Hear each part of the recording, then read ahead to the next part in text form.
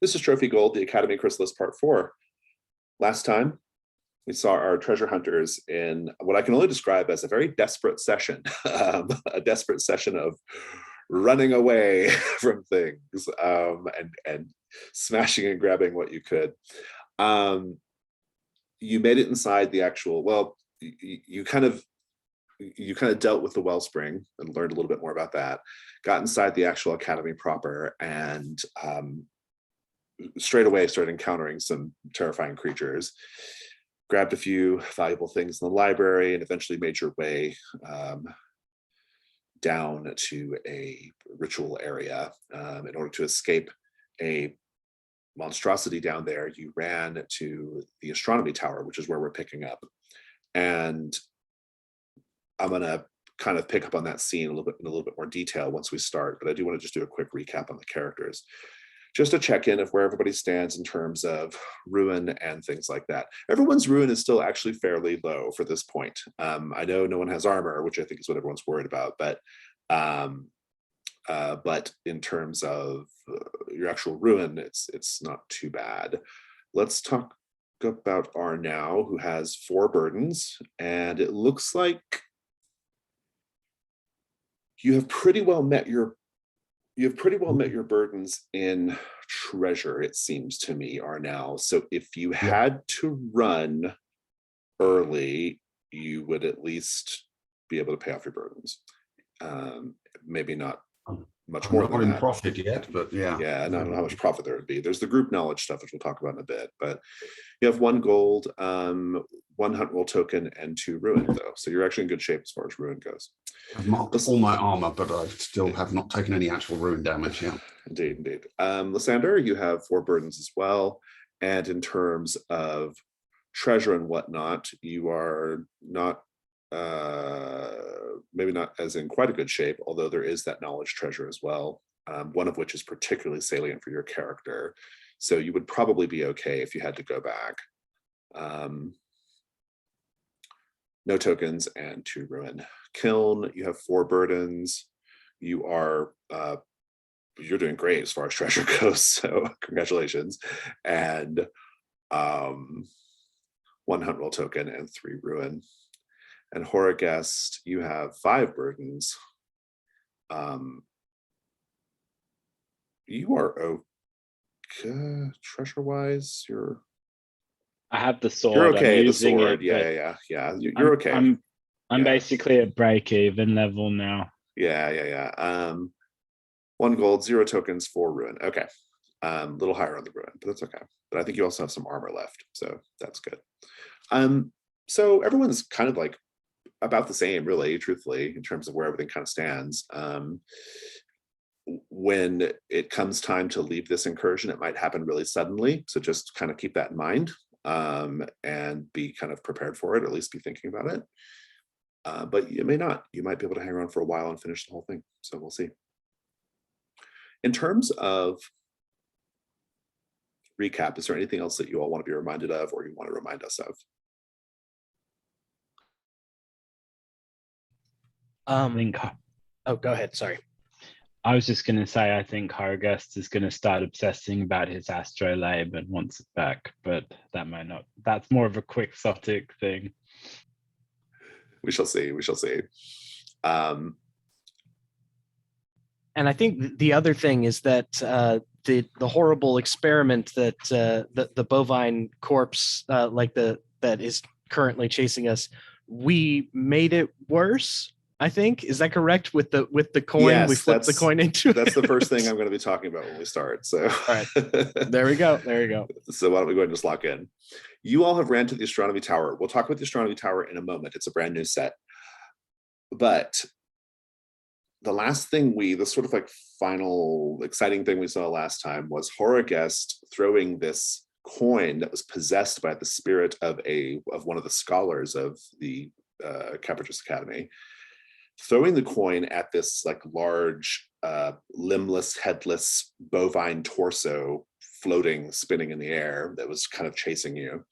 Threw it at that, and this caused some sort of psychic or magical battle that we don't really get to see, but something is happening behind you. I will tell you, if you look over your shoulders as you go into the astronomy tower, you're going to see something that is maybe not going to make you very happy, which is the grotesque centipede-like horror with the stone torso that was chasing you earlier.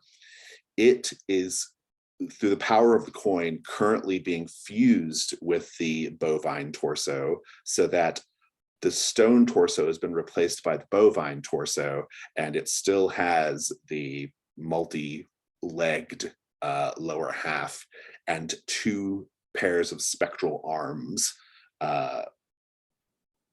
as well. So that is kind of like what is happening behind you. And this thing is basically just stalking around the outside of the tower, the entrance to the tower. And so the astronomy tower, let's talk about that. Your set goal is to explore the demise of the Academy and its scholars.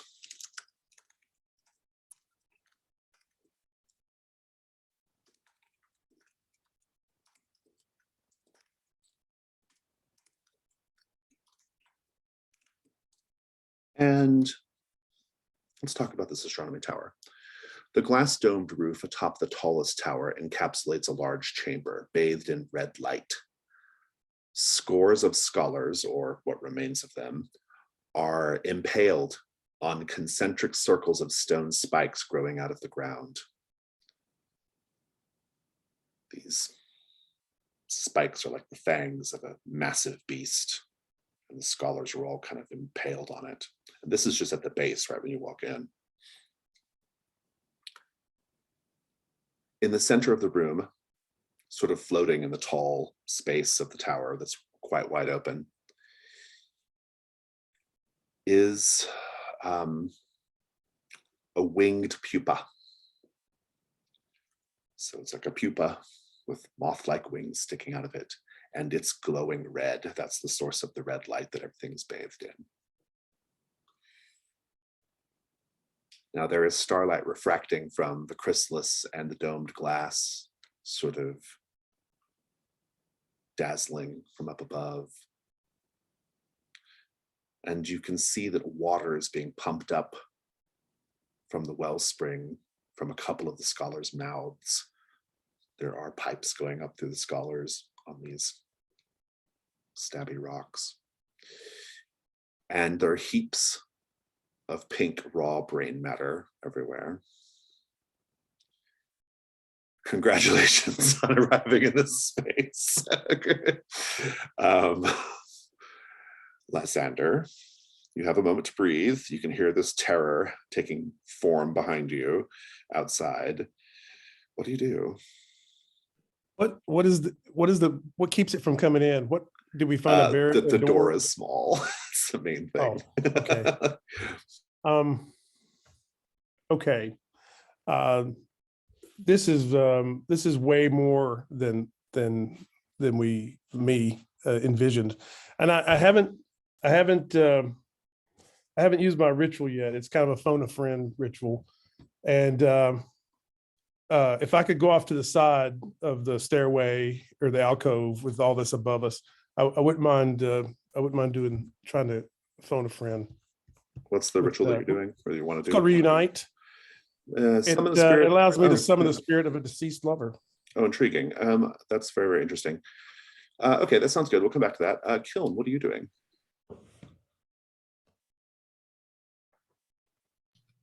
I am looking on in horror at all of this. And I think Kiln is kind of starting to panic a little bit.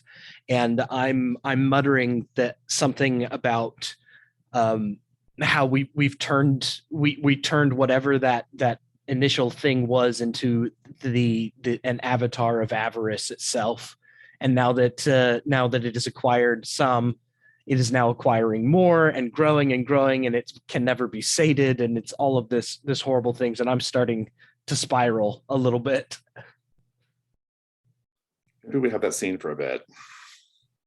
Arnau, Horicus, what are you doing?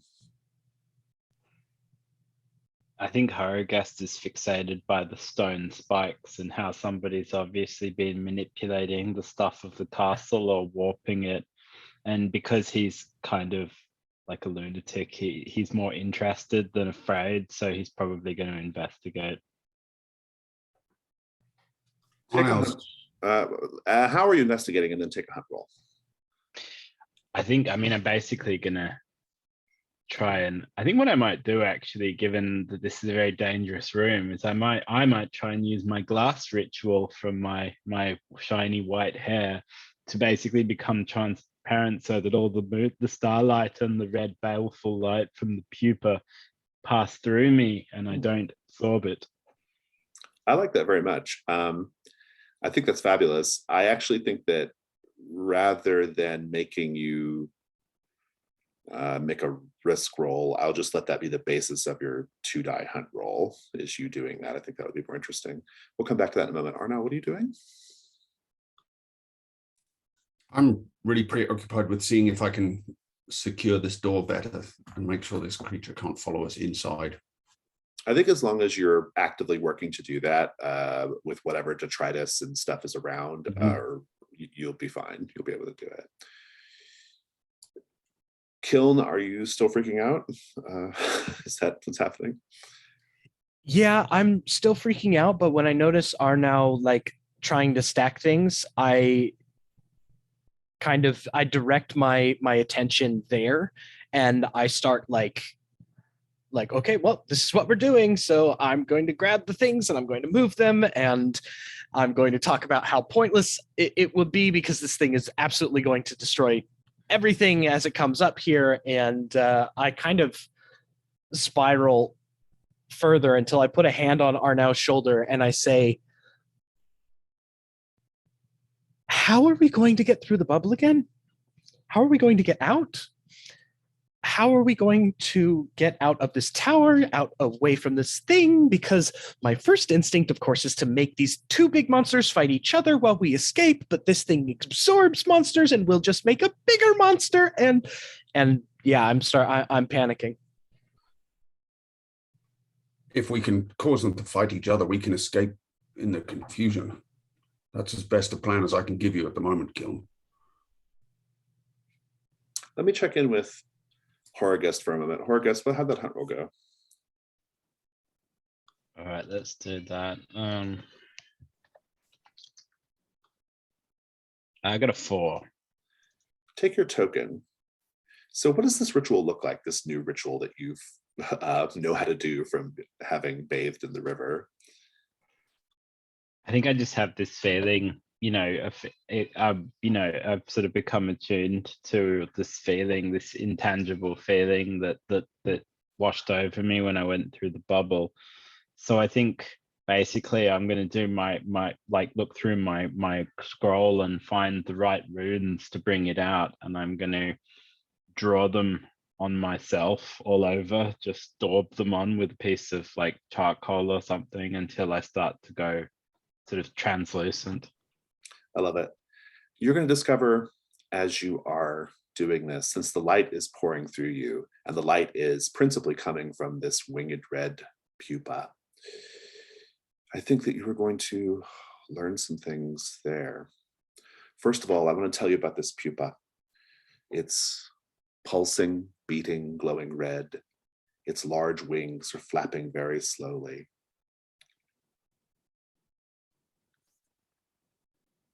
It is floating over these concentric rings of teeth-like stones upon which the scholars are impaled. And I will tell you that as the light passes through you, you will learn that the pupa is the literal heart of the Academy. How do you know that? Because it's beating and bits of the room are actually pulsating as if they're responding to it. And maybe like as the light is passing through you, you're almost like feeling that, you're feeling the pulsating. I'll also tell you, since you said you were putting runes on your body, you'll notice that the spikes that the scholars are pierced on, those are also covered in runes. We'll come back to you in a moment, Horagust. Since I owe you a complication, I will tell you that the pupa is currently trying to make you its thrall. We'll come back to that though. Lysander, what are you hoping to accomplish with your ritual? I am hoping to get some information from the other side about maybe what some of our options could be. I think it's also a hunt roll rather than the risk roll. So just roll the 2-die hunt roll for now.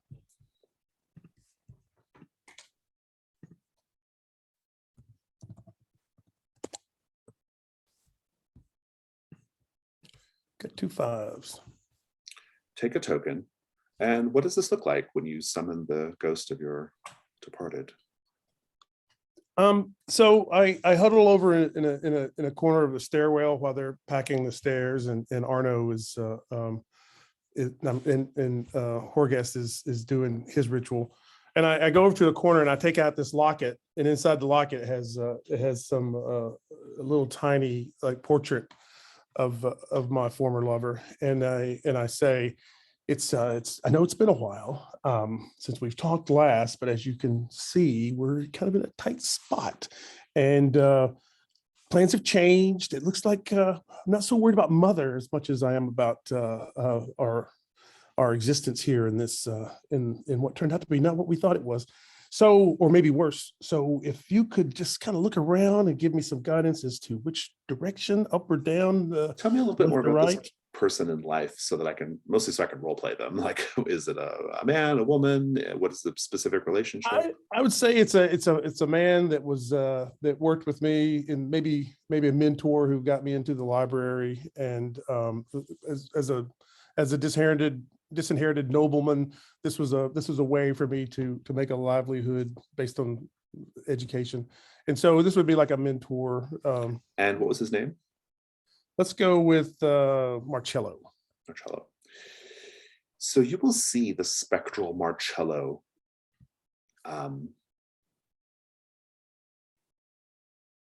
sort of floating in the tower in this very high space, because essentially the tower has no floor. It's just the bottom floor and then the tower right around you.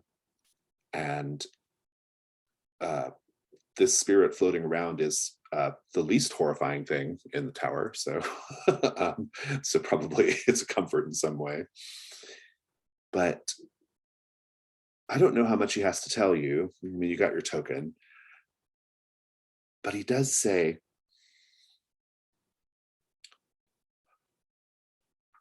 Lysander, you were very wise to bring me to a place like this, to call me back here. I can tell that this is a place of knowledge, of power. And I think that this, and he turns to sort of face the pupa, which he's floating in front of. This could be the medium by which I return to life. And you can see his spectral hands getting closer and closer to the pulsating winged red pupa, and it begins to pulsate faster and faster and faster. Poor Horagust starts to look like a red strobe light down on the ground. And hands are reaching in to touch the pupa, checking with Arno and Kiln as this drama is playing out. What are you all doing? I think as Arno becomes satisfied with the amount of debris he's managed to stack in front of the doorway to try and delay this creature from pursuing us, his next priority is going to be, how do we deal with this moth creature if need be, or ideally how can we lure it to tangle with the, as Kiln suggested, tangle with the creature that's pursuing us. Is there a way? Is it showing any interest in us? Is it beyond the fact that, you know, Horrorguest is being kind of drawn toward it, obviously. Make a hunt roll.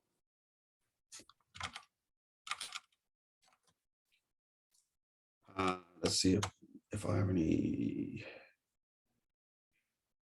tactics. I'm kind of thinking of, you know, the fact that I'm trying to give us an opportunity to maybe escape.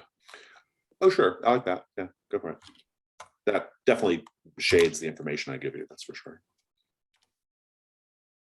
I got a 5. Tactically, all of this is a mistake. None of this is the right thing to do. And I think you will pick up on that, Arnau. Take your token. Whatever's happening to Horrorguest is bad. Whatever Lysander just summoned to this place and that is now about to have an intimate moment with the pupa, that is all bad. What do you do in response, Arnau? I want to try and rush over to Lysander and Horrorguest and just see if I can snap them out of it. What are you doing? What are you doing? We shouldn't be gifting this thing any more power than it already has. We need to stay beneath its attention and see if we can grab something of value and get out of here. Horrorguest, I would like for you to make a risk roll to resist the thrall of the pupa. Certainly. What are you afraid is, or actually that's my other game, or that's another game that I play. Everyone, what could go wrong here if Horrorguest fails to resist the pupa's thrall, or becoming the pupa's thrall?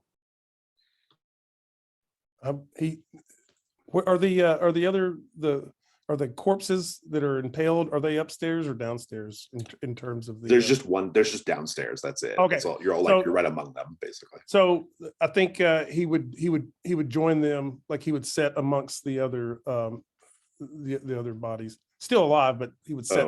It'd be impaled on the spike. Yeah, that's interesting. There are some open ones, so yeah. Very good. Any other thoughts? That's kind of where I was going to, I think. I was thinking perhaps he then becomes a channel for further enthralling the rest of us, you know, so then we're not dealing with just one thing with the power of enthralling, we're dealing with Horrorguest as well. I think that if he gets enthralled, his connection to the coin thing is going to simply empower both beings even further. Like it's just going to work as a magnet, and that is going to just draw in the power and burst through the doors. Let's talk about dice. Horrorguest, make your case for your first light die. I'm going to do a deal. So I'm going to, I have sacrifice because I'm a dying elder. And because I know I'm going to die anyway, I'm going to try and do a deal with it. And I'm going to say, if you cure my curse, I'll do what you want. Oh, intriguing. So sacrifice is the skill. Okay, I like that as a first light die. Let's talk about the second light die.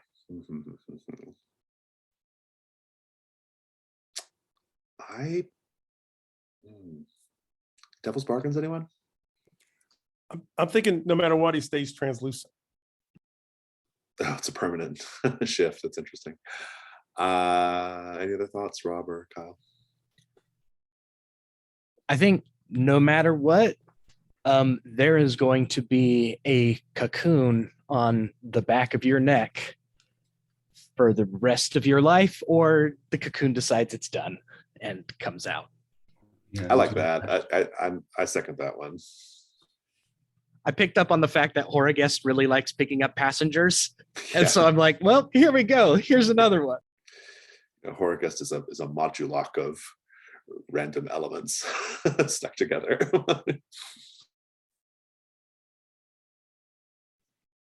Yeah, no matter what, the creature remains fixated on Horrorguest somehow. It's a little vague, sorry. Variations on a theme, Horrorguest, what do you think? Gotta be a net cocoon, right? Come on. Okay, so there's like a little one. 2 light dice. I think a dark die is automatic here, so go for it. Let's see.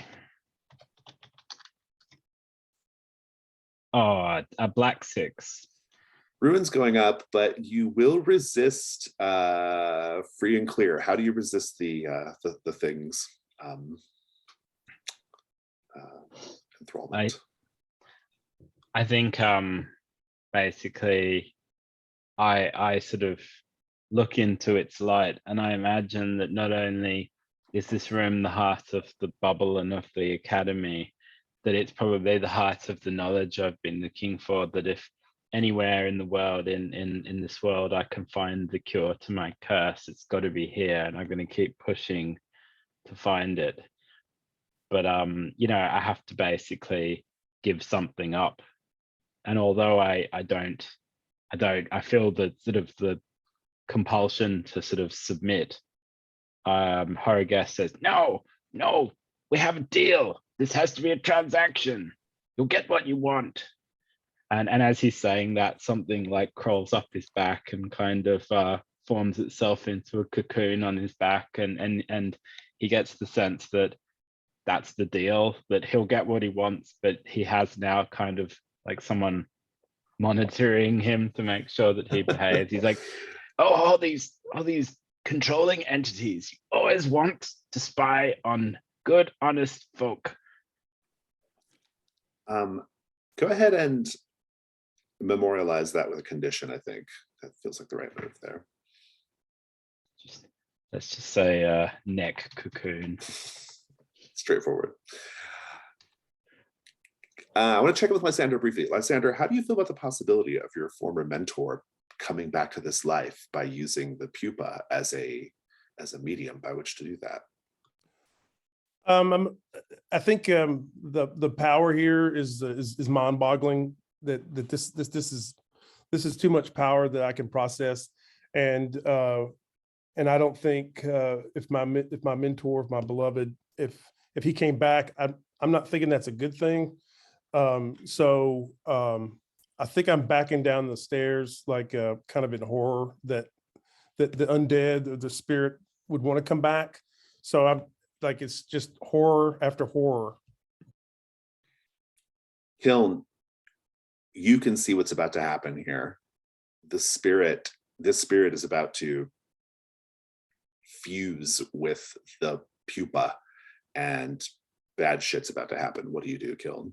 Lysander doesn't feel, it's too emotional for Lysander. It's not up to the task. So my gauntlets are inscribed with scripture. Mhm. I'm gonna freaking grab this ghost by the neck and like yank him away and kind of throw him as far away as I can. I've never thrown a ghost, but I'm gonna go throw this ghost. I love it. I think that's great. I think it's a risk roll. Yeah, for sure. What could go wrong, gang? I mean, the obvious thing is the thing, the ghost fuses with the pupa. Or he grabs the poop. He goes through the ghost. Oh, gets the pupa, yeah. Or the pupa just is drawn in some way. Yeah, that's interesting. Or the ghost instead of fusing with the pupa fuses with Kiln. That's interesting too. I think rather than Kiln's gauntlets allowing them to touch an intangible entity, it makes Kiln intangible to touch and grab the ghost instead. Oh, that's good. So you have one light eye because the gauntlets, Kiln. Let's talk about Devil's Bargains.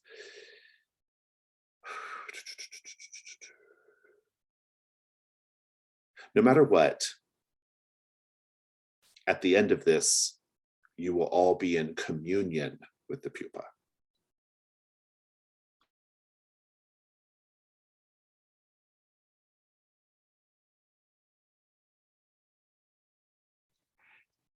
No matter what, the ghost and the pupa decide that they have goals in common.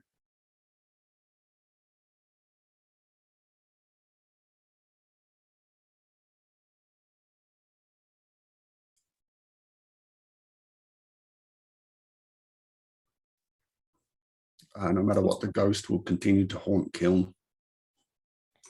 I'm going to say no matter what, us being distracted by all this, the centipede horror rips the door off. Oh, good. some tough offers. What do you think, Kiln? I think I'm gonna stay haunted no matter what. This thing is not going to enjoy whatever I do to it, and it's going to mark me for sure. 2 light. I think a dark is automatic here as well. Roll it away. Sounds good to me.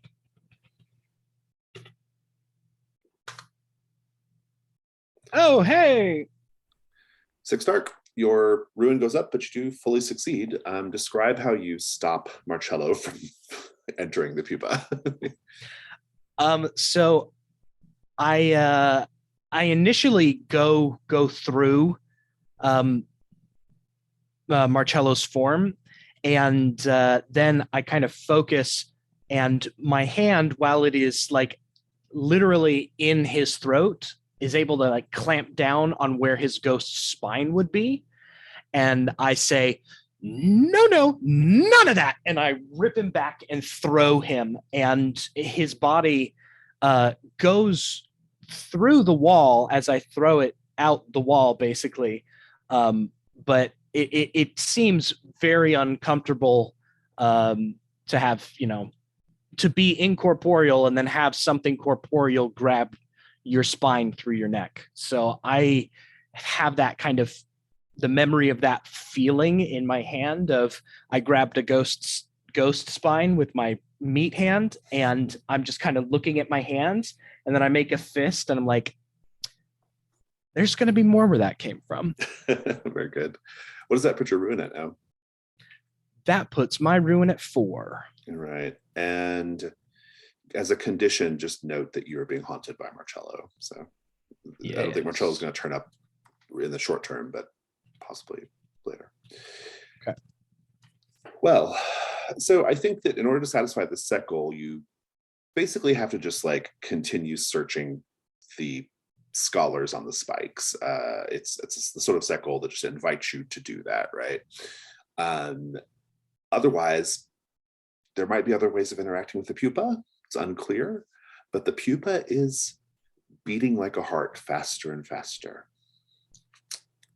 I after like I see Arnau's reaction and I throw the ghost and like see how like dire everything is, I look down at the spikes and notice the runes that are on them, and I'm gonna study them real quick because I want to know, like, is this whatever ritual thing, is this in service of the pupa? Is it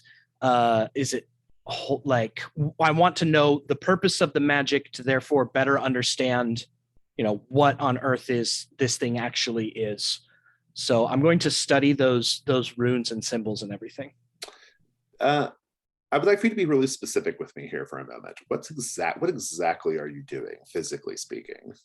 So physically, I am going to kneel down next to one of the scholars, the one furthest away from the pupa, because I want to put distance, but I'm going to kneel down and I'm like tracing my hands down the runes on the spike, trying to read them and understand them, because I figure if we can figure out the purpose, we can figure out a way to use it. Make a hunt roll. Okay. And is that a 2 dice hunt roll? Because I've got symbols. Oh, go for it. Yeah, that's great. Boom. Take your token. That's a 6. Take your token, and nothing terrible is encountered. I will tell you this.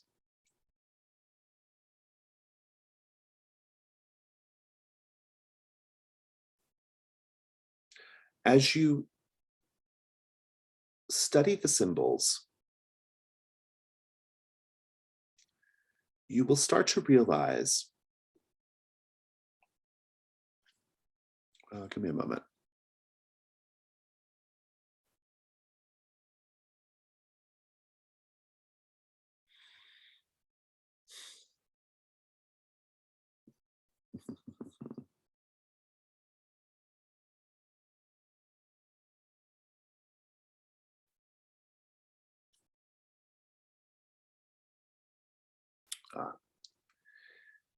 As you study the symbols, you'll start to realize that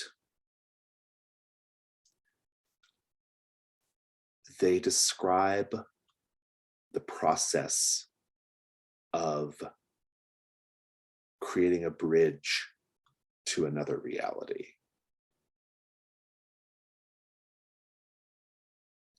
They were attempting to cross over to another reality. That much is fairly obvious from the symbols on the spikes. Do you share that with the group?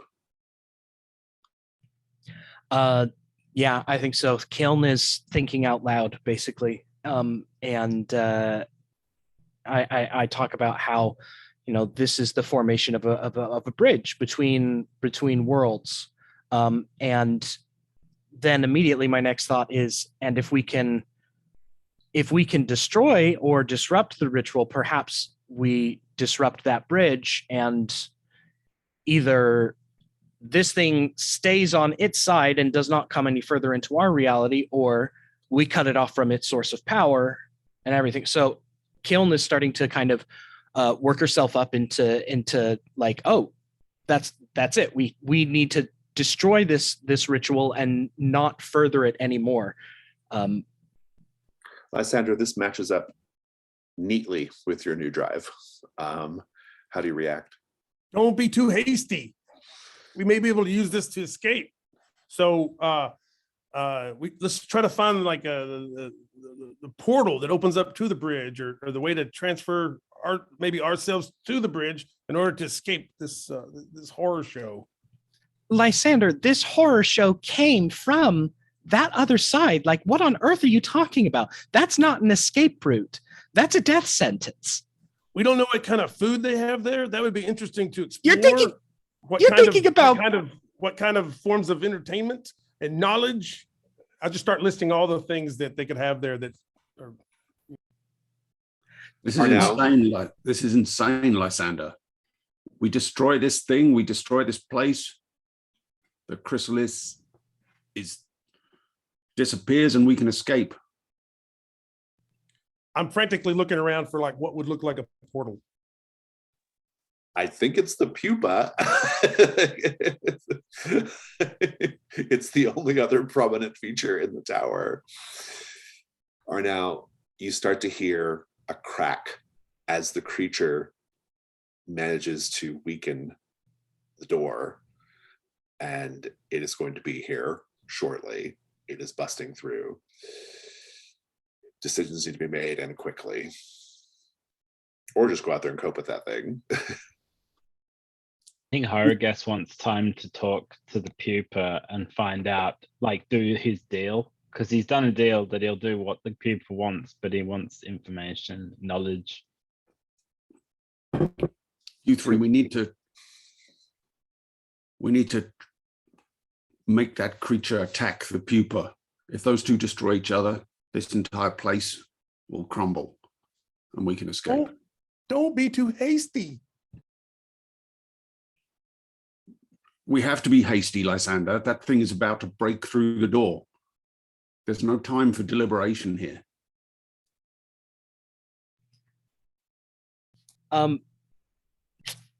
Yeah, Kiln sees all this, sees everything going back and forth, sees all the time being wasted, and takes a deep breath, centers herself, and then draws back all of her power into her fist to shatter the spikes, or one of the spike that's right in front of her, to just destroy it as quickly as she possibly can.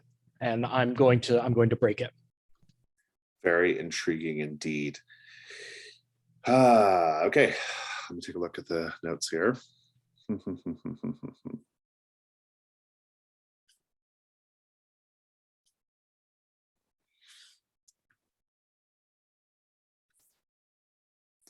No roll needed.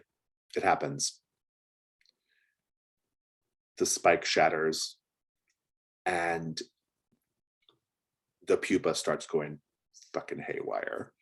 The wings begin flapping wildly. It begins pulsating. It actually starts to look more like a heart, a big red heart with wings. And it's very big. You have to imagine it's kind of like the size of like 3 Dwayne The Rock Johnsons. Okay, it's really big. And it's just like pulsating wildly, and the wings are fluttering wildly. I'm curious, Kiln, how you interpret things reaction. What do you think is happening right now? What does everyone think is happening right now? You're I waking think- it up, Kiln. I think that we're starting to see its true colors, its true form, I think. And I think this is good. I am like, well, it didn't like that, and I don't like it. I'm gonna keep doing it. Arnau, the thing has breached the door at this point, and you can see it shoving itself as best it can through the hole that it's managed to make. It's still going to take a moment, but it's going to be in here in no time flat. Horrorguest, you can sense, since you have the closest connection with the pupa currently, you can sense that the Academy is coming alive. How do you know that?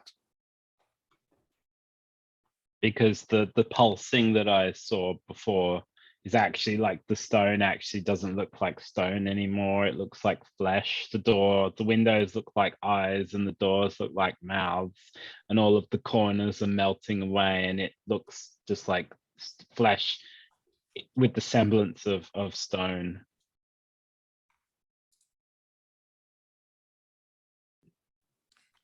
We can You replicate agree? this. We can replicate this. I've committed all this to memory, and I pull out my saber and charge the torso that's coming through. Very good. So here's what's happening. The torso centipede amalgamation ghost creature is bursting through the lower level of the tower. The pupa is going batshit. Kiln is smashing up the spikes. You can feel the whole structure rising up. There's an incredible rumbling jolt that shakes the place. And you can sense, because you feel a drop in your stomach, that the entire castle is rising up into the air. You might even lose your footing a bit. It's a very, very chaotic situation. Who's battling the torso creature? I think Arnau is more interested in stopping the pupa before it can reach its final form. That sounds fine. That could be a vulnerability in the combat if you are focusing on the pupa. I think that's fair. In any case, we're going to combat right now with the creature. It is a endurance 11, so not impossible. Is anyone actually attacking the pupa?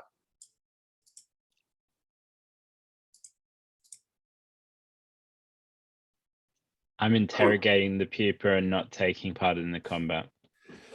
I'm attacking the creature at the door to try to get through the door. I'm gonna I'm turn gonna- and help Lysander. Arnau, I'm done with this time wasting. I want to go and stab my dagger into the pupa. the pupa is a separate combat. It Mhm. has it sprouts arms to defend itself, and it's only an endurance 8 though, so it's not too terrible. You'll have to go at least a couple rounds with it. Arnau, Horrorguest, this situation is too chaotic to commune. You might just be kind of stuck for a moment, or maybe interrupt Arnau if Arnau can't take the thing out. Let's talk about the millipede creature though. It's an endurance 11. Kiln and Lysander, how are you vulnerable? Just from the shaking ground, I could slip with not knowing what I'm actually targeting. Did it grow a head? No, it has spectral arms, but it's still headless. So I don't really have like a vital target other than just the torso, the bovine torso. So I'm vulnerable from shaky ground and not knowing what to hit. Kiln, how are you vulnerable? I'm vulnerable because I am in this manic panicked crisis mode, and my focus is all over the place. I'm like, everything is priority 0 right now and needs to be done immediately, and they're all interrupting one another. It is a endurance 11. Let's have a combat 2. Let's get your weak point as well, Kiln.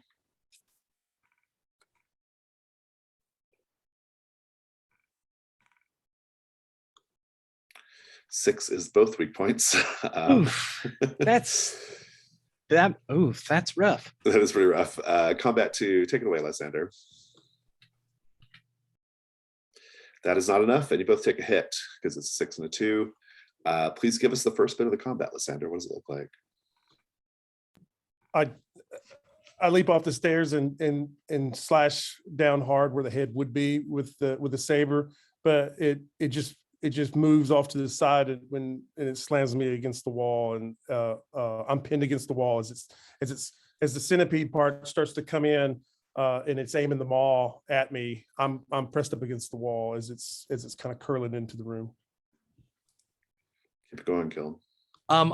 And just as that maw is about to clamp down on Lysander, I slide in front of it and do the kind of classic, like 1 foot on the bottom jaw and the rest of my gauntlets and everything on the top. And I am very, very, like, I'm trying to hold its jaws open so that Lysander can get up and move. But, you know, it's digging into my foot. It's digging into my hands. I'm half in its mouth. Like, we're in trouble. Yeah. Arno, the pupa has arms. It almost looks like a collie or something, right? Arms kind of sprouting up behind it and circling, and it's got the wings. How are you vulnerable, Arno?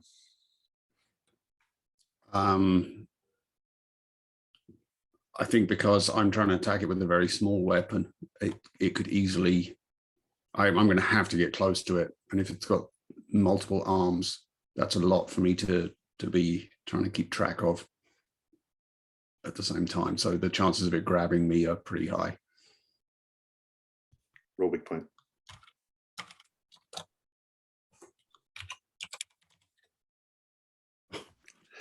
So not a 6, not a 6, not a 6. And it's a 6. And roll a combat 1. You need 8 on a 1 die. Good luck. Let's see how this goes. 2. Okay, so you're just at a Didn't hit my weak standstill. point at least. Yeah, give us the round.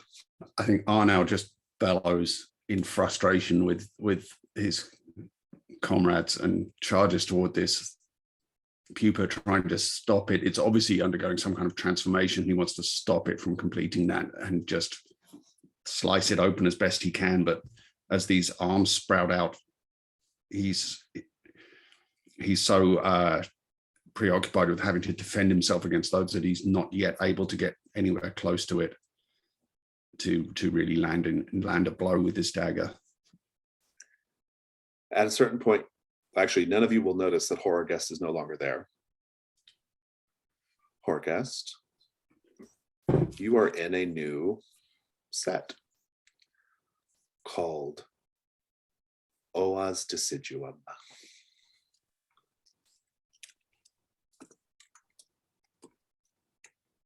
The set goal of Oa's Deciduum is to learn of the school's fatal mistake.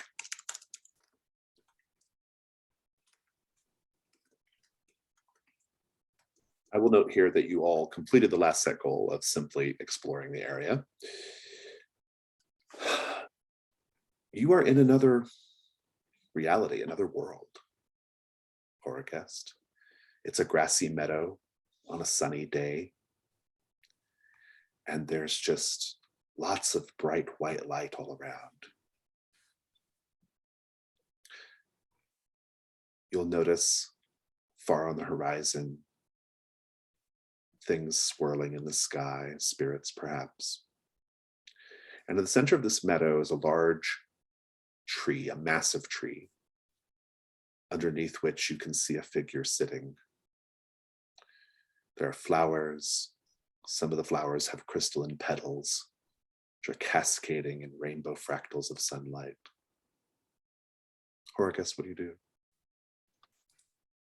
I think Horagast has a really strong conviction that this is the path to the best secret of all, the one he's been looking for his whole life, and he's nearly died countless times seeking. So he's going to walk over to the tree and sit down and say, I think we have much to talk about. At the base of the tree sits a fae, who would likely be 12 feet tall if they were standing.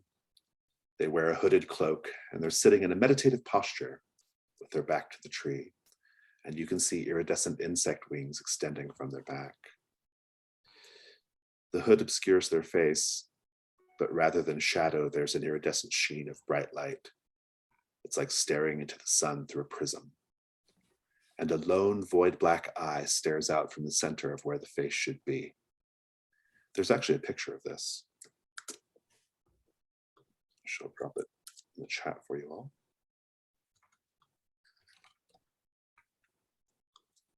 It's quite a good picture.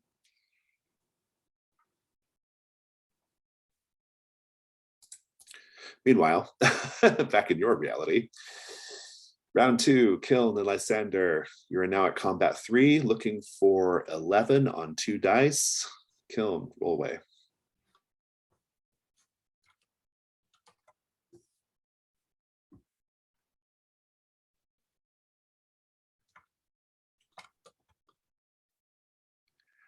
That you need to roll 3 dice. Oh, sorry, 3 dice. Oops. You can roll a combat 1 if you just want to get that 3rd die. 4 and 3 are the 2 highest. That is not enough, but no one gets hurt either. So just keep it going a little bit, Kiln. What's happening? So I start out with like I am fumbling with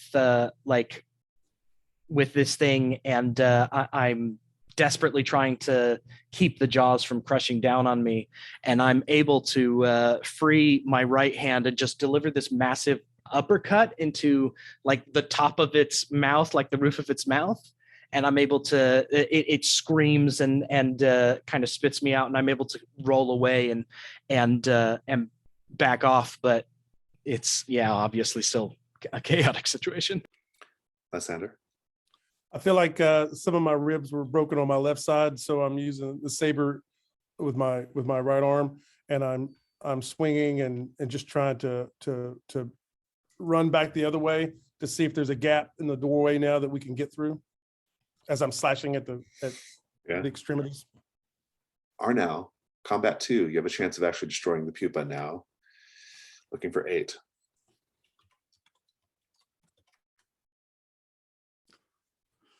You did it. Did hit my weak point as well. Yeah. I think Arnau just realizes that his only chance is to plunge forward.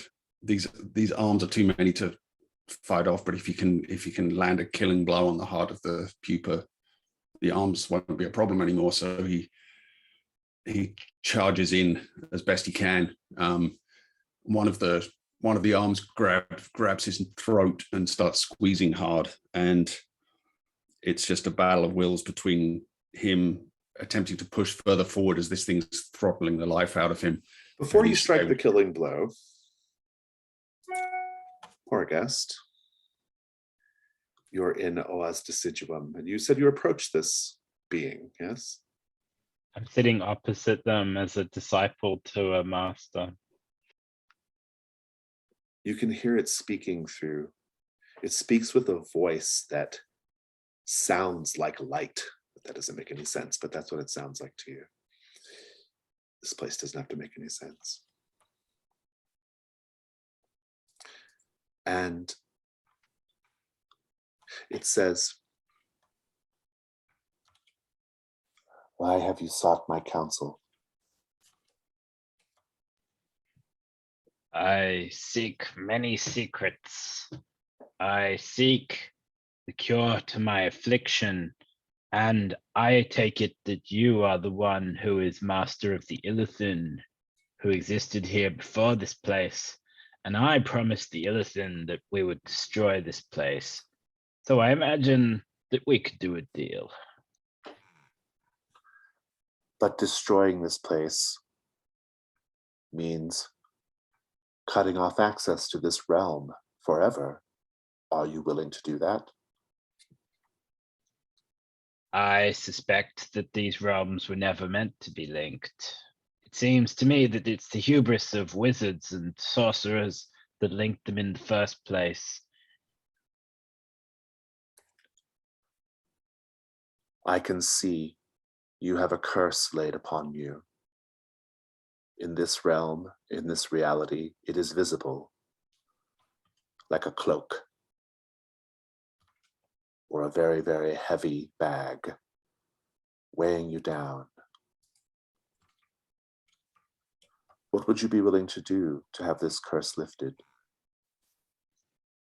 I think Horrorgust will just start like weeping and say, yes, it's so heavy. I'm so tired. I've been alive for too long. I've struggled for too long. I would give up anything to be free of it now. There's barely anything of me left. This world is wearing me away. Oa opens up their cloak and you see beautiful, warm light inside. And you know that all you have to do is just reach in and take the light to be cleansed of the curse. What do you do? I think I might have to ask some questions first about what will happen. I think I have to say, like, what does this represent? Arnau, what does the killing blow look like on the pupa? Arnau just pushes forward this thing's hand at his throat, and he just plunges the dagger into the heart of it and rips it up, opening it up, and its insides spilling out. Or I guess you are violently yanked back to this reality.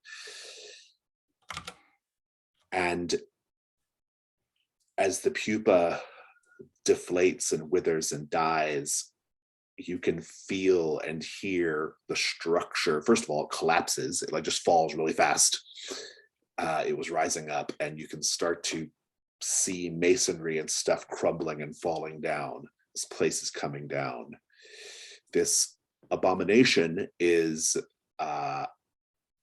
perfectly content to keep you here until you all die. Lysander and Kiln, you got to finish it off. You have to finish it off this round, or you're all gonna have to deal with collapsing tower. Let's have a combat 4. Who's rolling this one, me or Kiln? Whoever feels lucky. I got it. I'll do it. That did it. 6 and 5 are high. That is enough to destroy the creature. You both take a hit, but the creature will be destroyed, and you can make haste out of here. Kiln, start the combat. So if I take a hit, I think because the last hit took me from 4 to 5. If I take this hit, I'm 6 ruin. You will be 6 ruin. That is correct. So do you want to back out of the combat instead? Let Lysander do it now that you realize the stakes.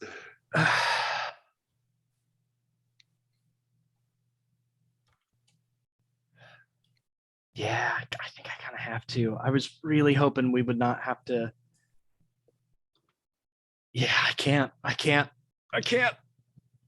So we'll roll it again. Lysander, you have to take Kiln's weak point, sadly. And because it's the same number, you have to just roll another one. So you'll have 2 weak points. This is Trophy Gold combat at its most intense and finest. So 4 and 6 are your bad numbers. Lysander, you still get 4 dice though. So looking for 11. That did it. You take 2 hits, which puts you at 5. But you will destroy the thing. Describe it. As I'm hacking at it, and I see in the corner of my eye that Kiln is backing away, I renew my hacks with just my right hand, and I once I've gotten through some of the shell of the centipede, I'm able to bury the saber all the way in, and I feel it hit something meaty, and in doing so, the legs of the centipede are. Wait a minute, I think they were human arms. I can't remember. There were human arms, yeah. They're And they just didn't clawing. match. There were like lots of different types of arms. They're scratching and clawing at me and ripping part of my clothes and my skin as I'm digging it all the way in. So this is where we're at. The place is crumbling and collapsing. No chance to rummage through the body to grab valuable things. You all have to get out of there. Making haste. I think as long as you make haste, since you did defeat the thing in one round, you'll be able to get away. I don't need any more rolls, but I just want everyone to narrate their escape from the Acadmey Chrysalis, from Caprighes, which is you are meeting your goal of your deal of destroying the destroying the place. Are now kick off the escape. Arnell just kind of yells in triumph as he destroys the pupa, and he pulls its arm away from his throat and turns around to see what Lysander has achieved here, and his eyebrows go up in impressed surprise that Lysander was able to defeat this creature that Arnell himself had run from. And he just shouts out, "Lysander, the door now, this place is coming down." And starts running toward the door that we entered through. Yeah, and probably trying to find an exit to this place, right? And you can just retrace your steps back to the back over by the library. You'll be fine. Lysander, give us the next part. Can I, at this point, spend a token to grab the astrolabe? Oh shit! Yeah. I think that's fine. Yeah, if you want to grab the astrolabe, I love that. Yeah, you can spend a token for that. So I see there's all kinds of pieces of statues, faces, hands, but I see the astrolabe, and I grab it with my sore left hand, and then use my right hand to like block off falling debris as I follow after Arno, and I shout behind me for Kiln, grab Horagest. Kiln? Am I able to see Horagest now? Yes, Horagest is back. I turn and grab Horagest, and I'm just like, we've got to go. And I notice the look of pain and defeat that I imagine is there. I don't want to I imagine there's that look of pain and defeat to have victory snatched away so quickly. And I am dragging him like, come on. We need to go. And while we're running through the library, can I spend my two? Spend them if you got them. Yep. Yeah, I want to spend my 2 tokens. Just grab books like right off the walls. Have no idea if they're valuable or not.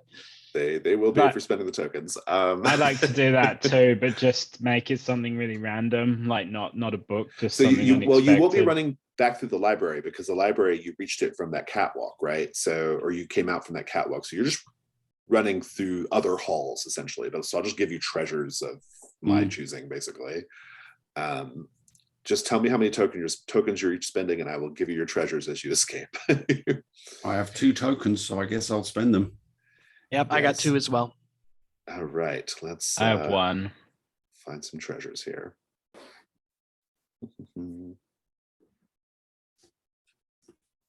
I need just like a good treasure table right now. That'd be really handy.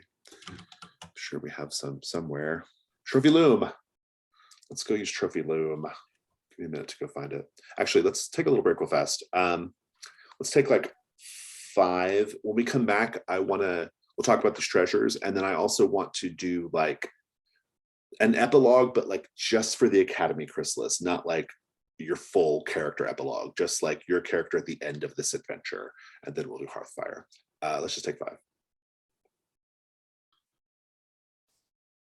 Let's talk about treasures. Tell me what how many tokens you're spending. We'll start with just go person by person here. Arnau, are you spending any tokens? I'll spend 2 tokens, yeah. Roll roll a risk 1/1 for me just to get 2 dice on the table. Light in the dark. 2 4s. 2 4s. I'm using the Trophy Loom treasure tables. You managed to grab a miniature wooden house of rare hardwoods filled with tiny replicas of royal furniture and other ornaments. It is worth 1 gold. You can roll again to get your second one. Let me do that and then I'll try and note it down quickly. Oh. And a 5 and a 1. A jade lioness figurine with eyes of jet and teeth of ivory. Her paws cradle a human infant. It's worth 1 gold. I mean, or you could not turn those into gold, and suddenly you've got terrain and a new piece for your wargaming Yeah, exactly. table. Right. Yeah, you are. Indeed. Lysander, are you spending any tokens? I have 1 token. I believe I spend it to get the Astrolabe, yeah. Astrolabe. Kiln, are you spending any? Yep, I've got 2. All right, roll. Give me a risk 1/1 to get a light and a dark die.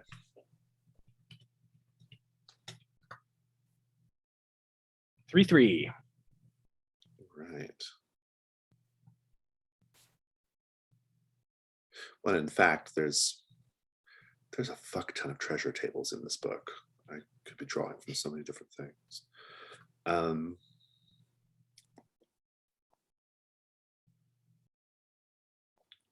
Okay.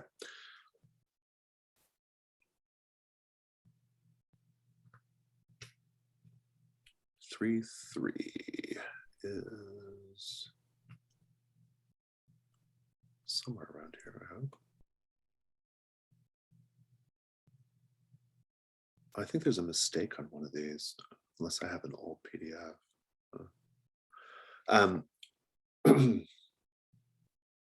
You find calfskin vellum stitched with the name and birth date of a prince in silver thread, a protection charm against theft by the Fae Court. I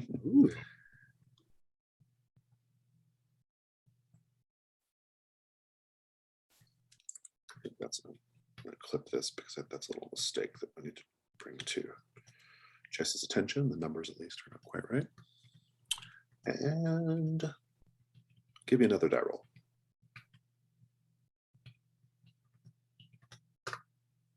Uh, 1 5.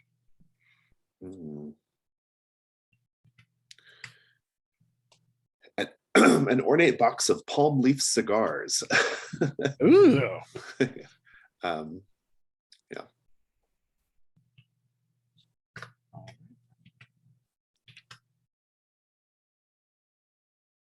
All right, and let's keep going. Horgus, are you spending any tokens? Yeah, just the 1. All right, give me a roll. 5 3.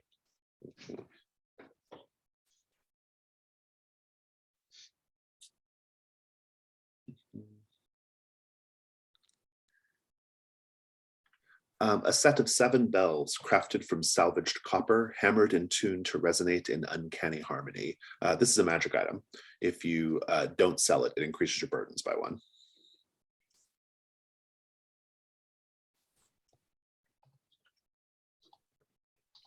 I'll tell you what it does if you decide to increase your burdens.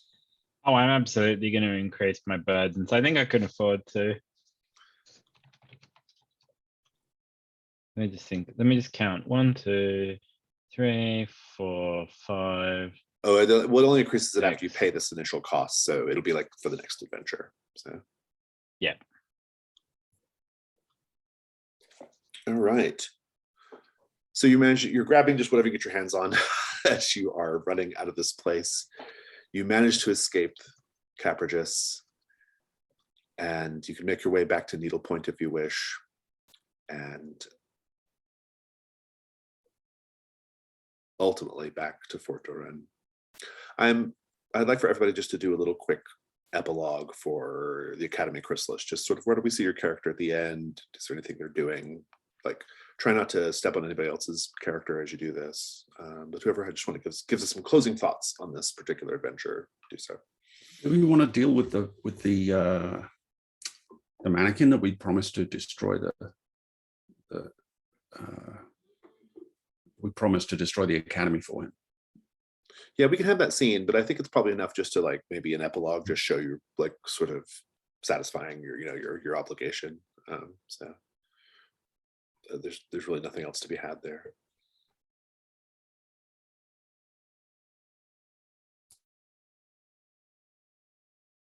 I can take a stab at it. I do give the astrolabe back to Horagust, and you should probably have that sanitized. I don't know what came off of the centipede, but you should have it sanitized. But so we're all slapping each other on the back and job well done. But when I get alone time, I had in my journal, I start drawing this. I start drawing everything that we saw, and I have notes about the wellspring, and I start trying to figure out how can we replicate this doorway where we don't make the same mistake that the wizards do, and I start writing down names of wizards I might know to check into this and cross-referencing my notes and just becoming kind of obsessed with it. Thank you.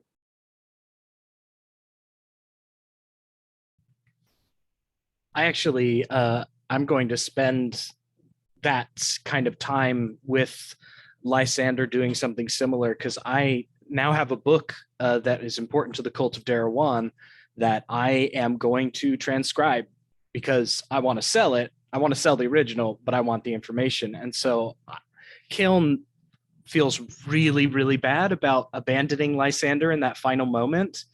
And so, like, paradoxically tries to spend more time with Lysander. And so while Lysander's, writing all of that down, Kiln is simply next to him, writing as well in silence, trying to be companionable silence, possibly failing at being companionable silence. Nice. I think Arnell's first priority is part of the reason he wanted to go along with this plan of destroying the Academy is with this break, whatever curse had made it impossible for him to lift a weapon, seemingly, because that's all he really knows in life is fighting. All his skills are focused around that. That's, if he doesn't have that, then he is not sure how his life will proceed. So yeah, the first thing he needs to do is try and find out if that, he's come away with his backpack full of what look like valuable things here, but whether his life can continue in the way he was used to is almost the bigger question here. Nice.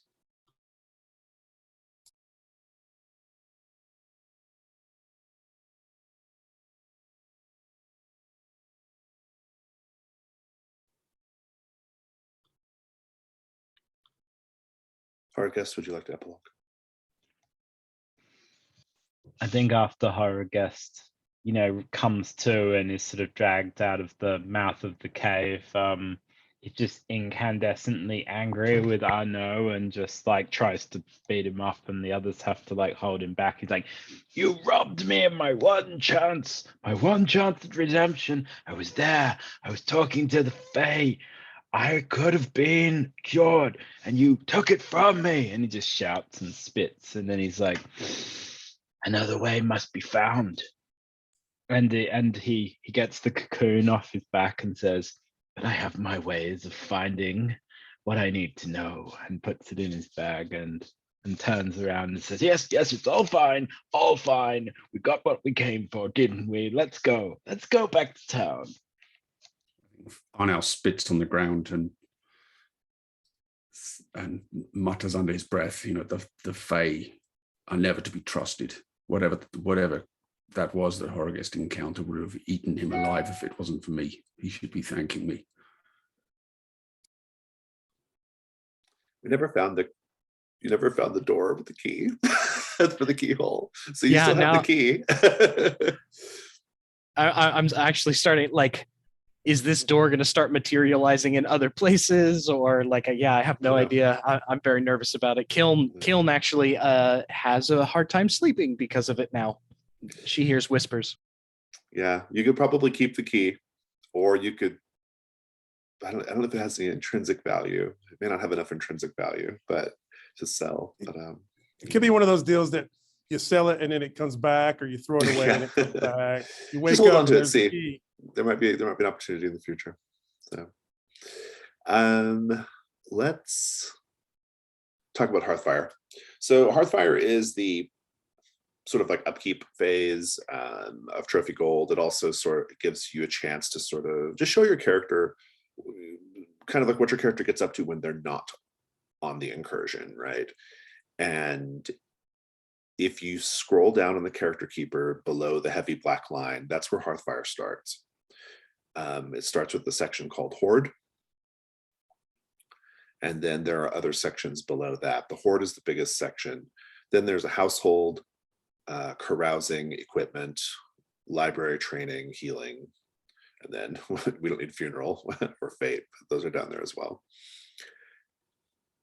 We're going to take a break so that you can kind of look over Hearthfire a bit, but the basics of it are that after you pay off your burdens, you have to if you have any gold, like in like your actual gold stat, like your gold counter, you must spend that.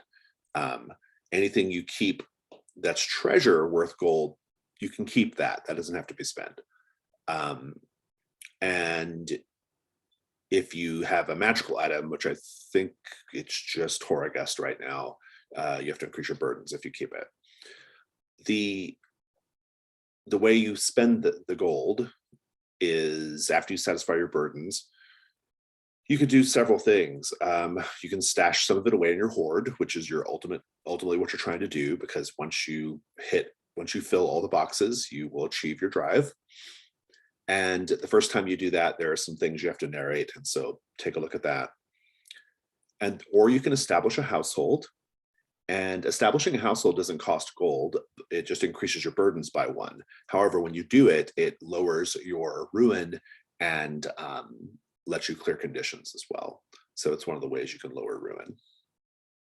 And there's some things to answer about the household as well. You can carouse. I would probably hold off on carousing just because of the way these sessions are structured. We don't know when your characters are coming back, so I would just hold off on that. Equipment lets you open up slots in your backpack. Library is if you want to learn new spells. Training is if you want to learn new skills. Healing is how you can heal your ruin in addition to getting a household. You can spend 1 gold to lower your ruin. It can never go below the starting number. Or you have 3 boxes there, which are like free heals, as long as you do the thing it says. So that's Hearthfire. And we'll take a kind of a longer break so that you can read through it and make decisions, so that we're not doing that, on the video. And then once we get back, we'll just go character by character, and each of you just do a thing on Hearthfire, and we'll go around until everyone's done, basically, or we'll do kind of round robin style until everyone's finished. So let's take a 10-minute break, and we'll come back in 10 minutes and do Hearthfire. Hearthfire. First things first, everyone has to clear their erase gold equal to their burdens, and that might mean erasing treasures equal to that amount. Once you have satisfied your burdens, go ahead and unmark your armor.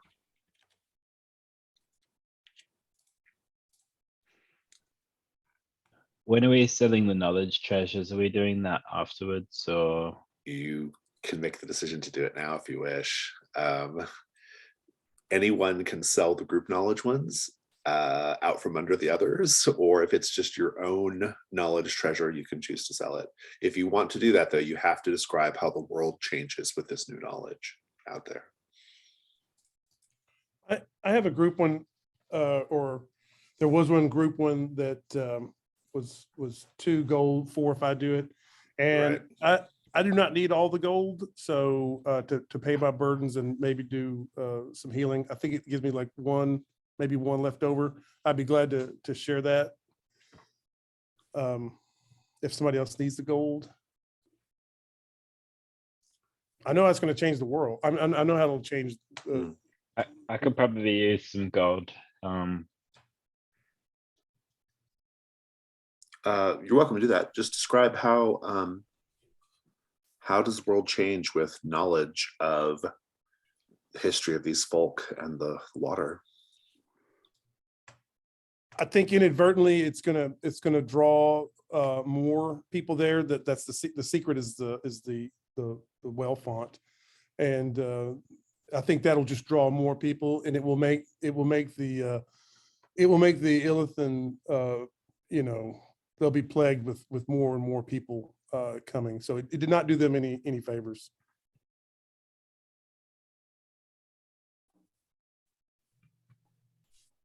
I've also got some knowledge treasures that I am going to sell off.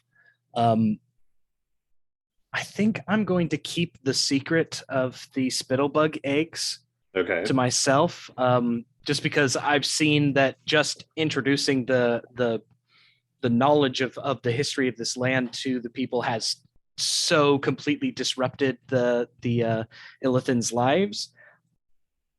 But I am going to tell some foolhardy adventurers, hey, if you go to this place where there used to be an academy and you swim down this thing, you will find this underwater cave filled to the brim with magic crystal.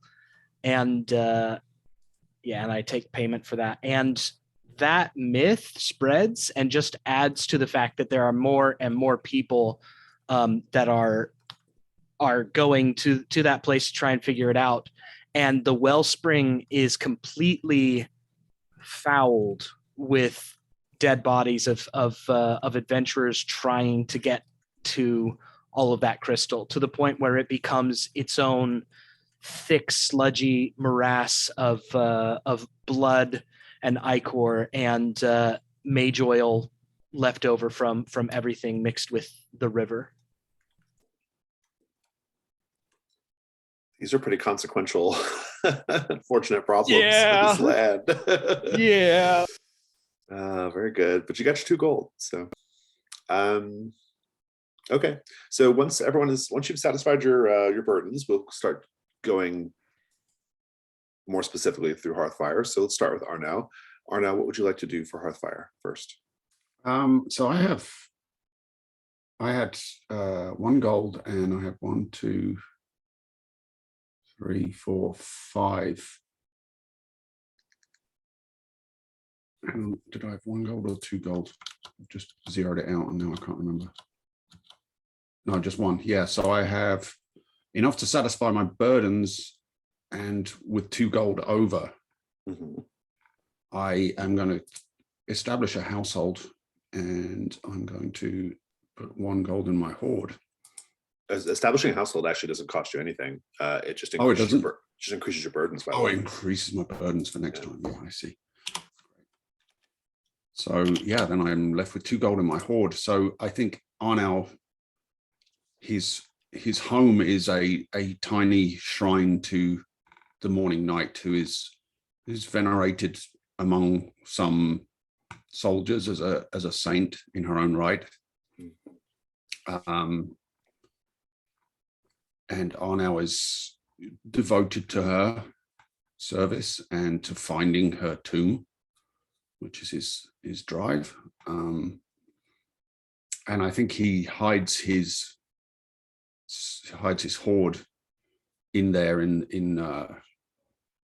kind of the rafters of the building, because the obvious place, if somebody was to break in and try and rob it, the obvious place to look would be the the kind of centerpiece of the shrine itself, where there's maybe a little statue or a figurine of some kind. So he hides his hoard there in the rafters, where he hopes prying hands won't find it. I guess the question I have is whether that condition of being unable to wield a weapon is something that is continuing to plague him or not. I mean, that is an interesting thing, because it was sort of presented as it's a permanent change, right? And so I think it just might be a thing for a while until you can make some sort of particular special effort to get rid of it, I think. You do get to unmark your armor, and because you have a household, you get to lower your ruin by 1. Right, that gets me back to my starting ruin. And also for the household, this small shrine to the morning night, everybody else gets to say a little memento from this last incursion that you might that you have, that you can get to note in your household. The memento does not have to be something that we actually saw on screen. It can be something implied from the adventure. That's perfectly fine. But everyone else gets to say that something. Mine is that awful knife that you improvised. You found and you've kept it as a memento of your curse. And there's a space to write all that down there. I think mine would be some kind of thank you from the Illithan for destroying the Academy. Since Arno is the one that was really wanting to check in with the village, I think they gave him some kind of thank you memento, which would be probably one of those a burnout spittlebug eggs that still has like a nice sheen to it. Nice. Kiln is actually going to give Arnau a kind of a medium-sized piece of art that is drawn in, or that is inked in some of the mage oil that we had left over in my jar that I collected. And it is a picture of, from a first-person perspective, someone looking down at their hands, and their hands are completely white. And then slightly out of focus, and on the ground at their feet is this war pick that has just been dropped. And I give this piece of art to you. I love it. Fabulous. Let's go over to Lysander. Lysander, what would you like to do for Hearthfire? I think I ended up with 6 gold, and I'm gonna divert 1 over to Orgast from the book, from the information sale. And then I'm gonna, since I got pretty banged up, I'm gonna spend 1 gold to heal, and then I'm going to that's all I have. And then I would also raise my burden to start a household as well. Indeed. What is your starting ruin? Which I think it was your starting 2. ruin is 2, yeah. So you can lower it a fair amount more, because there are some freebie healing options as well. Oh, I read that under the healing. I thought it said you only could do it once per. It says. Oh yeah, well yeah, you could do it once. So you've got you can spend 1 gold and do one of the freebies to lower it by 2. So. And then starting a household would lower it 3. Lowers total. it another 1, yeah. So I think that'll do the trick, won't it? set, yeah. Yep. But I have a price to pay for that. What do I need to narrate? You have to pick I one. saw it. Yeah. Yep. I think I could do that pretty quickly. Let's see. We'll talk about your household too. So I think I can combine those. Okay. So the household would be an apartment, and this is in Fort Durham, right? So there's a shop there. It's a fairly large shop. It's called the Scarpelli's Book Emporium, and I have a room there, and now it's like it's now officially my room. I'm able to like, this is like where I work my librarian skills with this book emporium. But the beautiful thing about it is when you first come into the shop, the way that they have the lights, the way that they have the glass. Maybe this used to be a chapel, but the stained glass windows in the different colors of the book bindings, that a couple times throughout the day, in the morning, and then when the sun's on the other side, the light shines through these stained glass windows, and it really creates a warm glow as it reflects off of the bindings of the books. And so people come there just for that those couple of hours each day. Nice, I love it. That's great. What mementos does Lysander get from the Acadmey Chrysalis?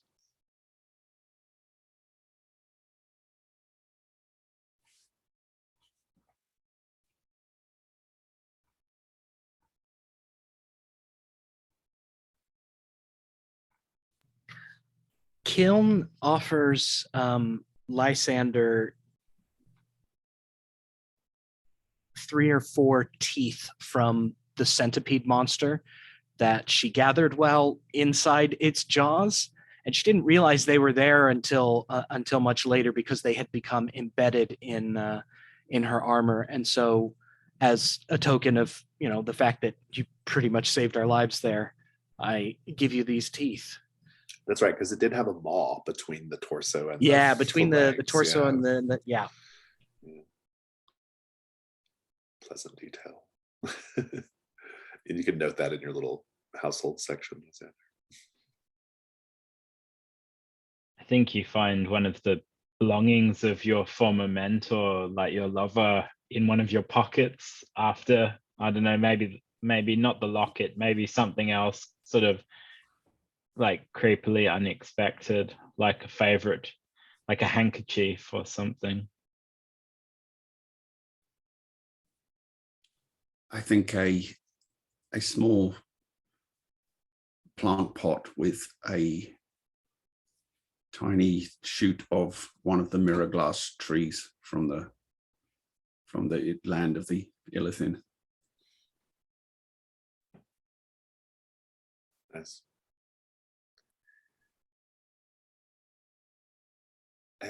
And all right, that's great. Let's go over to Kiln. All right, so I have 2 gold left over. And I am also going to establish a household. And the household that I create is actually a small to moderate sized tattoo parlor that's in the middle of town. And it's one of those deals where, it's got the shop on the first level, and then on the second level is kind of, there's a living area, and then there is a not easy to spot base, like stairwell down to a basement that I have converted into a secretive like both performance space and very clearly like a worship and ritual chamber. And the whole theme of my tattoo parlor is this kind of ornate cathedral type thing. Like, obviously it's not a cathedral, but it makes you feel like it as you're coming in, and like, I'm still figuring out names and asking friends about, do I just call it the Church of Ink? Like, I don't even know what to do. And so that's kind of what it looks like. And and so I increase my burdens 1 and heal 1 for that. I love it. Sounds great. And you can technically clear the haunting too, but that wouldn't clear that. That seems like a fun thing to explore. So Yeah. fabulous. Do you want to spend any money or use one of the free healing things? Yes. So I'm going to spend 1 money to heal, and then do a free healing as well to bring my ruin back to the starting ruin of 2. Okay. And I'm going to narrate a scene showing how I satisfy my physical desires when in town. So in kind of the square like of Fort Durin, I go and I set up a almost like a busker kind of setup where I am out there and I don't have my armor and robes and stuff on, and I've got my tattoos that are all over my body kind of on display, and I'm giving people tattoos, and it's this moment of kind of intense personal connection with people. I'm giving away cheap tattoos and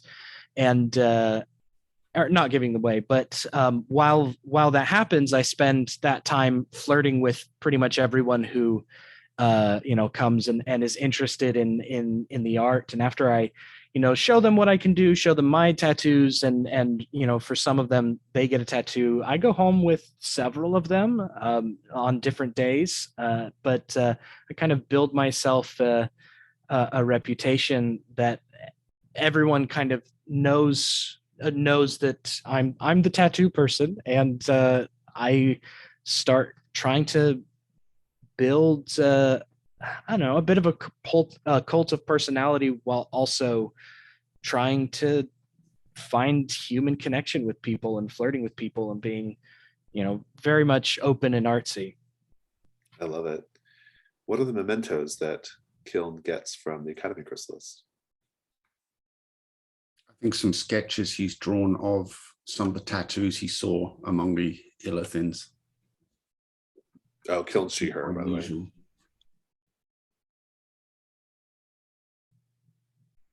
Oh, I'm sorry. Yeah. So some of the tattoos that she saw among the Illithin, particularly the one that she received the tattoo from, the one that was our guide, if I remember right. That was, what was that little person's name? Diluvian. That's right. Yeah. Yeah. So Kiln has a big kind of sheet with where she's sketched as best she can remember what some of these tattoos look like.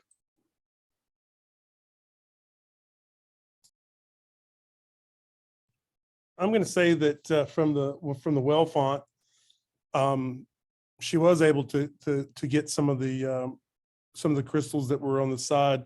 It's probably the size of like maybe it's multiple, maybe it's the size of like 3 or 4 marbles, but every once in a while, late at night, it kind of pulses red and then fades away.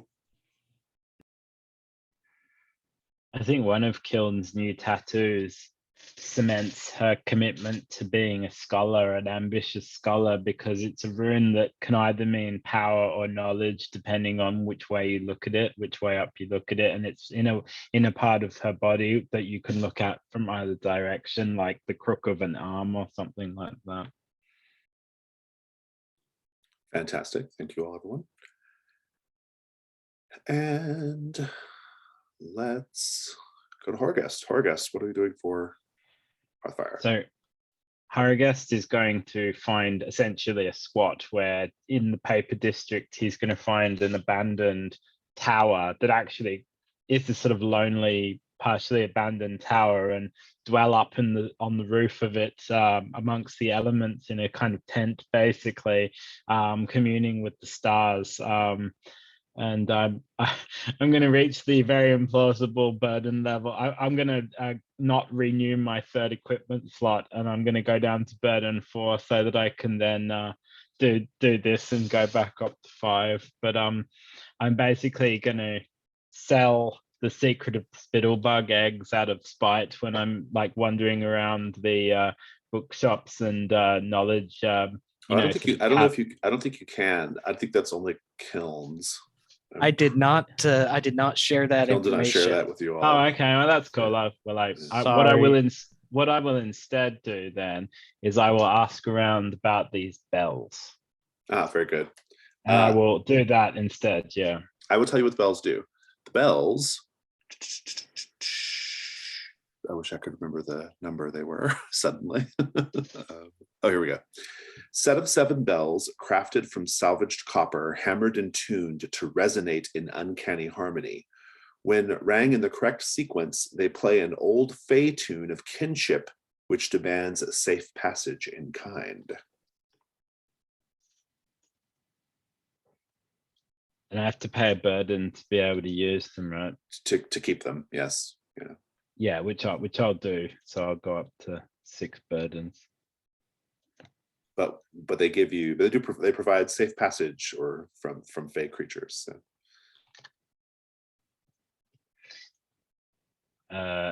Yeah, and I have some other stuff, but I think it'd be worth coming back to that.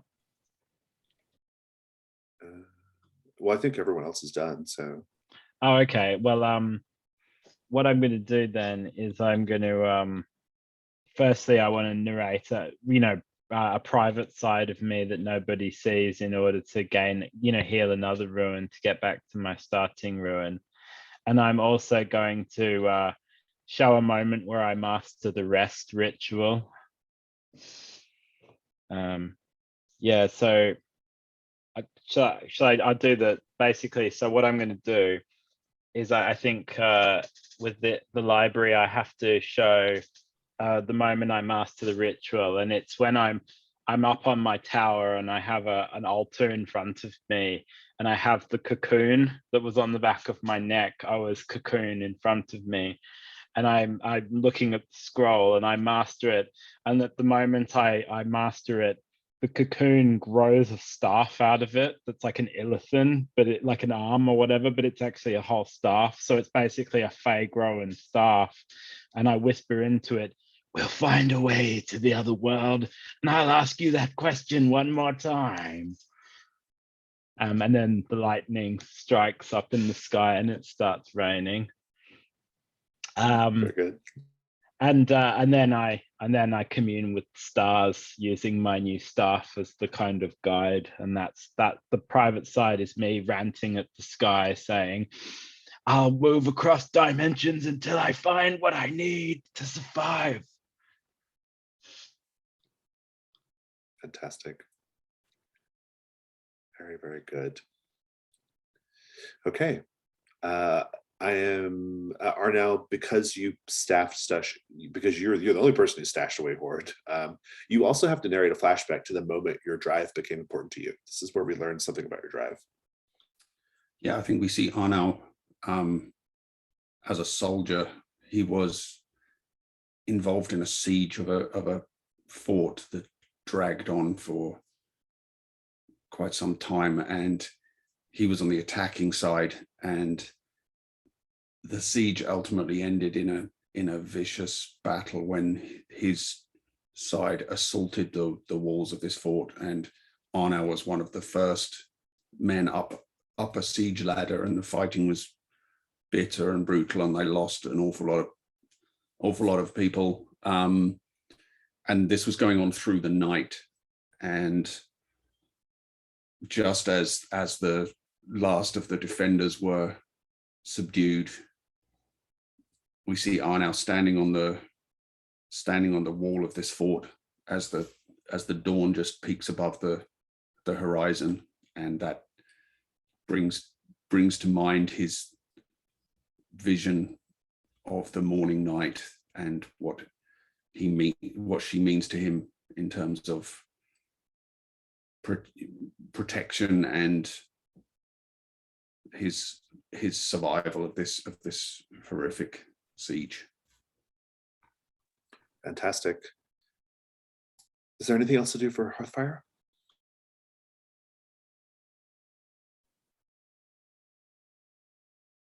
Okay. in that case, that concludes the Academy Chrysalis. Let's do stars and wishes. Stars are for the whole series, not just today.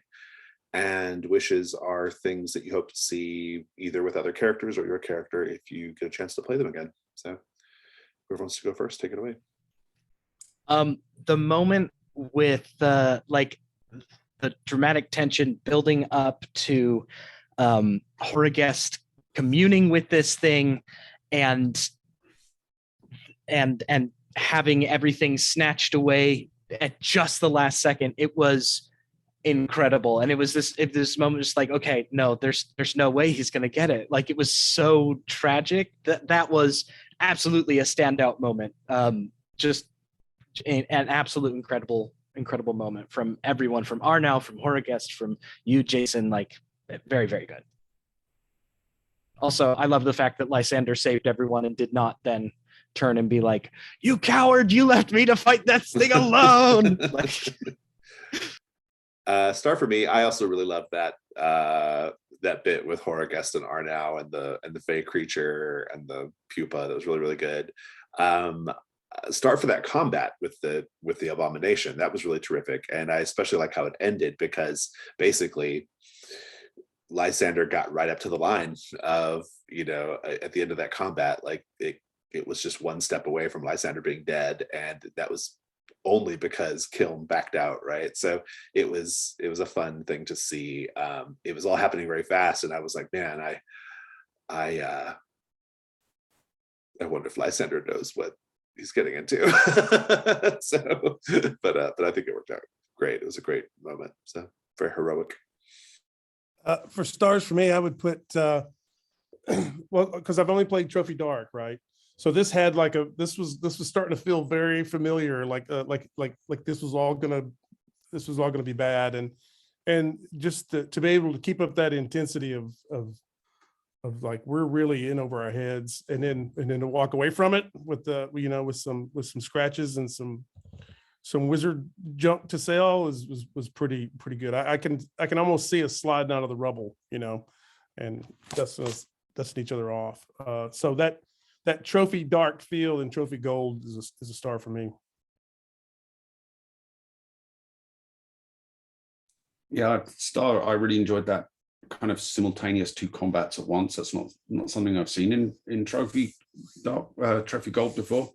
That was interesting, and just the way the dice went our way was kind of ridiculous there. So it just really increased that, the tension was high, but we managed to pull it off, and but it was an interesting dynamic that everyone's goals in that scene were totally different. Horagest was trying to commune with the thing. Lysander was trying to escape and not deal with it.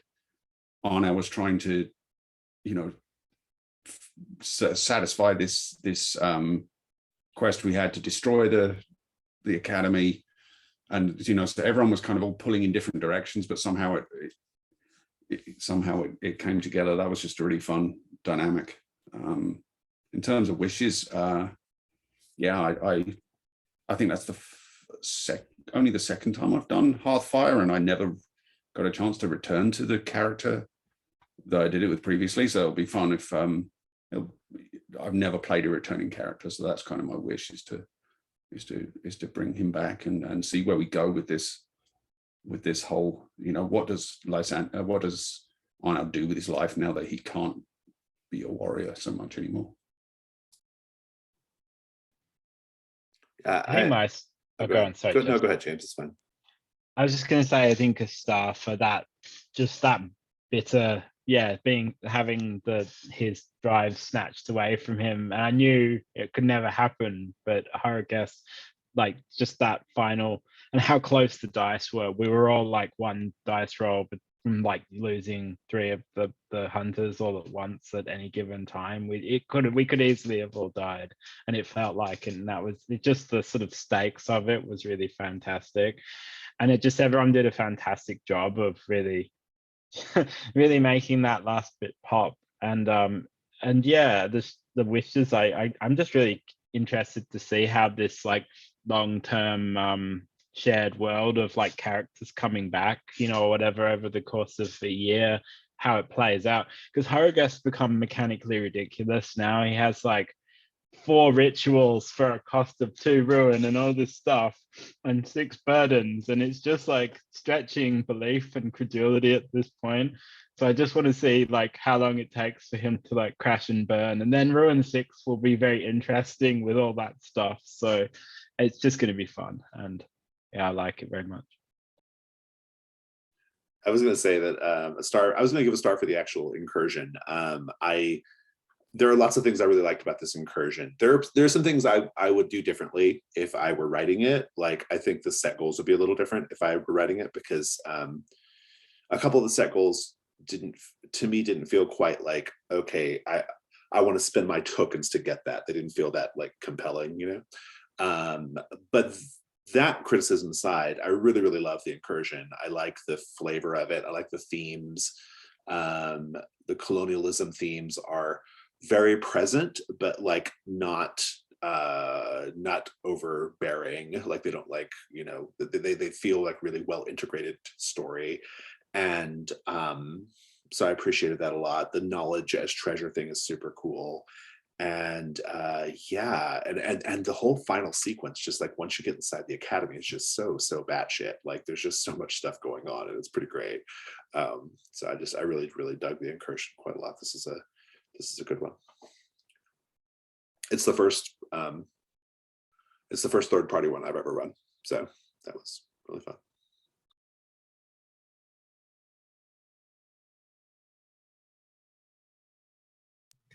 I think when it comes to wishes, because I didn't get a chance to do a wish. My wish is to play more in this world, but specifically like Kiln wants to help Arnau, because I'm like, okay, if you can't lift anything bigger than a dagger or something, and Horagast now has the ability to take the enchantments and power of one object and put them into another, then like, we are going to give you the most enchanted dagger in the world, and just like, you are going to wreck shop with this butter knife, you know, like, but I feel like I wish for that kind of scene to be like, okay, Horagast, I know you're upset with Arnau, but we need your help to help Arnau get back on his feet, you know, and get back in the fighting game again. So like, I don't know.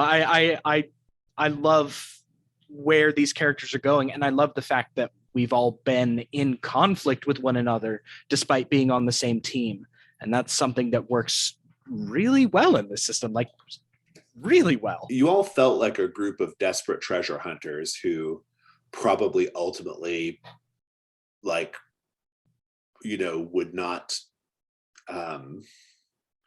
like, I don't imagine these characters really going out and having a beer together, you know, so much. Like, Lysander did a nice thing for Horagast, but like, in general though, it was, you know, kind of like, we are just here on a job, and that is that. And I like that feeling of it, you know. I mean, Trophy Gold treasure hunters they're not a D&D party, right? They're not especially not a 5e party, right? They're not those kinds of characters. They are individual, they're lone wolves brought together by necessity, essentially. So,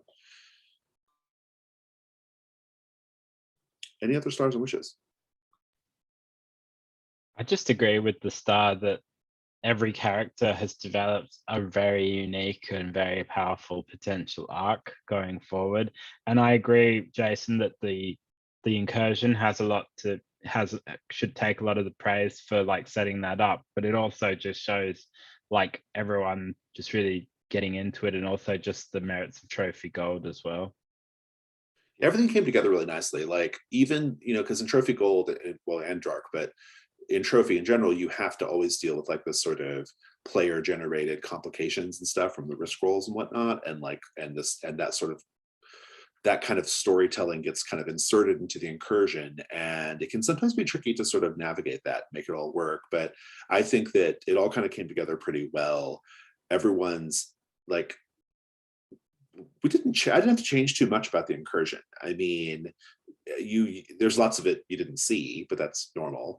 But but I didn't have to like make any dramatic, drastic changes to like the sort of events of the incursion. It all kind of like fit pretty nicely, which was really, really nice. And yeah, I agree. Like the combination of like player input, the incursion, what the incursion has to say, what the dice have to say, and sort of how I sort of bind it all together as the GM. I think it all just kind of came together really well. So yeah, it's good. There's nothing as satisfying as a good devil's bargain. That's just, I agree. I think that's my favorite part of the game. Oh, There are my a lot other of wish. good bits, My other wish is if we get to see Kiln again, I want to find an opportunity for that key to come into play. Like it Oh, ended absolutely. it ended up not being important like this incursion, but I like the idea of it being like an ongoing thing that is like that might rear its head at some point. So and that she's Yeah. now haunted by Lysander's Yeah. ghostly. oh, and that goes as well. mental- Yes, exactly. Yeah. There's a lot of good stuff there. We also have that cocoon situation. We have there's a lot. We've already talked about Arnau's, curse and stuff. So. I have a question about Jason, about how, and I think maybe Horgest is kind of an example, but how would these in future games this year? How would you work them in? How would you work these characters? Basically, returning characters. Once I know who's RSVP'd, returning characters essentially, or returning players get to essentially have their character entered into the character keeper first, so that new characters don't overlap too much with them, right? So we don't have like, for example, multiple morning night related drives or whatever, right? And then the bestiary will be the same across all games, so that will carry forward. And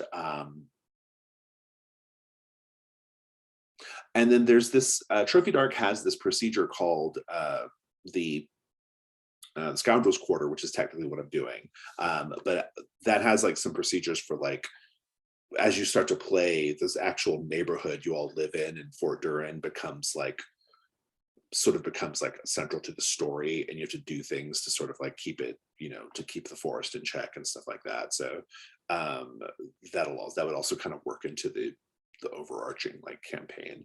But as far as like, the nature of the game and the nature of the setting, it's kind of okay for the treasure hunters to just sort of like not know each other when they're going out on an incursion, right? Like maybe two of them know each other, but the other two are brand new. And so, you're kind of like learning each other as you go or whatever. And eventually, if this is like, I've done this before, and like eventually as like, you kind of get further and further into the campaign, you start to have a lot of like repeat characters, and they all start to know each other a little better and stuff. So but yeah, Hearthfire will carry between them. The Scoundrels Quarter, once that starts to become more relevant, will be also like a glue that sort of kind of binds the campaign together. And I intend to run a combination of OSR modules converted to Trophy Gold, first party Trophy Gold stuff, because the book, Jesse swears the book is going to be done in late February, so we'll see. And but I have all of them anyway. It doesn't matter whether the book's done or not. And then third party stuff like this. Although there's not too many third party Trophy Gold incursions yet. That's pretty rare. So yeah, it's gonna be a combination of things. It's mostly going to be support my podcast though. So lots of OSR stuff.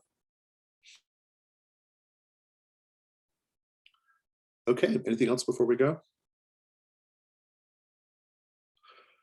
Well, it was lovely playing with you all. Thanks so much. It was very fun to see these characters, to meet them, and to play with you all. This is a great, great series. I had a great time. I'm going to stop the recording.